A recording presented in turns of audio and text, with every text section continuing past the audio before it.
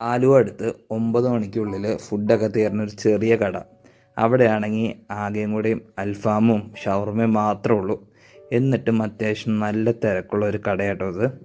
കഴിഞ്ഞ ദിവസം ഞാനവിടെ പോയി. അവിടെ നിന്ന് അവരുടെ അൽഫാമും ഷവർമയൊക്കെ മേടിച്ച് ട്രൈ ചെയ്തു. എനിക്കത് പേഴ്സണലി ഭയങ്കരമായിട്ട് ഇഷ്ടമായിട്ടോ. അതിന് മാത്രം അടിപൊളിയായിരുന്നു. അപ്പോൾ ഒരു ദിവസം ട്രൈ ചെയ്യ്, എന്നിട്ട് എങ്ങനെയുണ്ടെന്ന് പറ.